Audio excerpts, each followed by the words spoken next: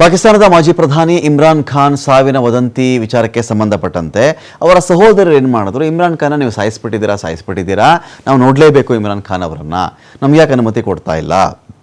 ಈಗ ಇಮ್ರಾನ್ ಖಾನ್ ಸತ್ತು ಹೋಗಿರುವಂತಹ ಅವರ ಡೆಡ್ ಬಾಡಿಯ ಫೋಟೋ ವಿಡಿಯೋ ಎಲ್ಲ ವೈರಲ್ ಆಗ್ತಾ ಇದೆ.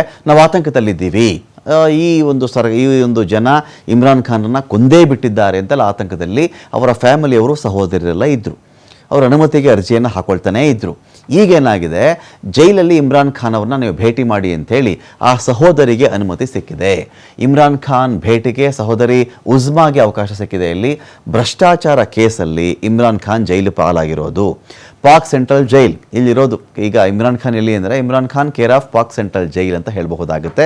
ಮಾಜಿ ಪ್ರಧಾನಿ ಇಮ್ರಾನ್ ಖಾನ್ ಹತ್ಯೆ ಬಗ್ಗೆ ಅನುಮಾನ ವ್ಯಕ್ತವಾಗಿತ್ತು. ಹತ್ಯೆ ವದಂತಿ ಖಂಡಿಸಿ ಪ್ರತಿಭಟನೆ ಮಾಡಿದರು ಬೆಂಬಲಿಗರು. ಅಡಿಯಾಲ ಜೈಲು ಮುಂದೆ ಪ್ರತಿಭಟನೆ ಮಾಡಿದರು. ಇಮ್ರಾನ್ ಭೇಟಿಗೆ ಅವಕಾಶಕ್ಕೆ ಆಗ್ರಹ ಮಾಡಿದರು ಕುಟುಂಬದವರು. ಇದೀಗ ಅವಕಾಶ ಸಿಕ್ಕಿದೆ. ಪಾಕ್ ಸೆಂಟ್ರಲ್ ಜೈಲಿನ ಬಳಿ ನಿಷೇಧಾಜ್ಞೆಯನ್ನು ಜಾರಿ ಮಾಡಲಾಗಿದೆ. ಇಮ್ರಾನ್ ಖಾನ್ ಬಿಡುಗಡೆ ಮಾಡಬೇಕು ಅಂತ ಒತ್ತಾಯ ಕೂಡ ಕೇಳಿ ಬಂದಿದೆ. ಪಾಕ್ ಸಂಸತ್ತಿನ ಜಂಟಿ ಅಧಿವೇಶನದಲ್ಲಿಯೂ ಕೂಡ ಇದರ ಬಗ್ಗೆ ಒಂದು ಪ್ರೊಟೆಸ್ಟ್ ಕೂಡ ನಡೆದಿದೆ. ಇನ್ನು ಇಮ್ರಾನ್ ಖಾನ್ ಅವರನ್ನು ಭೇಟಿಯಾಗಿ ಬಂದಿದ್ದಾರೆ ಕೂಡ. ಅವರು ಭೇಟಿಯಾಗಿ ಬಂದ ಮೇಲೆ ಇಮ್ರಾನ್ ಖಾನ್ ಅವರನ್ನ ಪ್ರತ್ಯೇಕವಾಗಿರತಕ್ಕಂಥ ಸೆಲ್ಲಲ್ಲಿ ಜೈಲಲ್ಲಿ ಇರಿಸಿದ್ದಾರೆ. ಅವ್ರಿಗೆ ಮಾನಸಿಕ ಹಿಂಸೆ ಕೊಡ್ತಾ ಇದ್ದಾರೆ, ಅವ್ರಿಗೆ ತುಂಬ ಒತ್ತಡ ಹಾಕ್ತಾ ಇದ್ದಾರೆ ಅಂತ ಕೂಡ ಅವ್ರನ್ನ ನೋಡಿ ಬಂದಂಥವರು ಇಲ್ಲಿ ಮಾತಾಡಿದ್ದಾರೆ.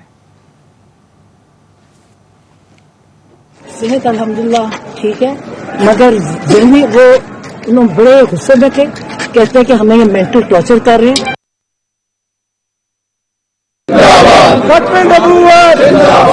गुलामी रसूल में